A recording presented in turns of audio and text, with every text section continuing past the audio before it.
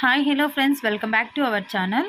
ఈ వీడియోలో మనం తెలుగు తోట 3వ తరగతికి సంబంధించిన పాఠ్యపుస్తకంలోని చివరి పాఠ్యాంశం తొలి పండుగ. ఈ పాఠ్యాంశంలోని ఒక ముఖ్యమైన అంశాన్ని చూద్దాం. ఇక్కడ మీరు చూస్తున్నవి 60 తెలుగు సంవత్సరాలు. తెలుగు సంవత్సరాలు ఎన్ని అంటే 60. ప్రస్తుతం ఈ 2024వ సంవత్సరం ఏది అంటే క్రోధినామ సంవత్సరం 38వది. ఇది క్రోధినామ సంవత్సరం. మొత్తం 60 సంవత్సరాల పేర్లున్నాయి.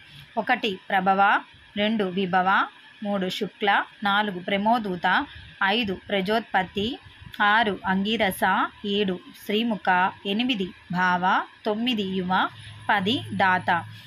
38వది ప్రస్తుతం ఉన్న సంవత్సరం పేరు అని చెప్తున్నాం కదా. 35 నుంచి కూడా చూద్దాం. కొన్ని పేర్లు టెట్ లేదా డిఎస్సికి యూజ్ అవుతాయి. ప్రస్తుత సంవత్సరం కంటే ముందుదైనా అడగచ్చు, లేదా రానున్న సంవత్సరం పేరు కూడా అడగచ్చు. కాబట్టి దానికి ముందు కొన్ని, తర్వాత కొన్ని కూడా చూద్దాం. 35 ప్లవ, 36 శుభకృత్తు, 37 శోభకృత్తు, 38 క్రోధి. ప్రస్తుత సంవత్సరం 38 క్రోధి, 2024 క్రోధినామ సంవత్సరం. 39 విశ్వావసు, 40 పరాభవ. విశ్వావసు 39 అన్నాం కదా. 2025వ సంవత్సరం తెలుగు సంవత్సరం పేరేంటి అంటే విశ్వావసు. 2024 అయితే క్రోధి, 2023 అయితే శోభకృత్తు. తర్వాత చివరి 10 చూద్దాం.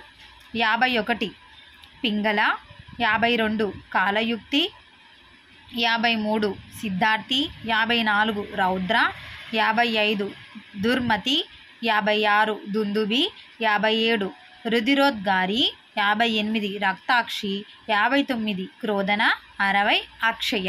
ఇలా 60 తెలుగు సంవత్సరాలు ఉన్నాయి. ఉగాది సమయంలోనే కదా తెలుగు సంవత్సరం స్టార్ట్ అవుతుంది, ఉగాది పండుగతో. అప్పుడే సంవత్సరానికి పేరు కూడా పెట్టడం జరుగుతుంది. ప్రస్తుత సంవత్సరం పేరేంటి? క్రోధినామ సంవత్సరం. 2025 అయితే విశ్వావసు సంవత్సరం అవుతుంది.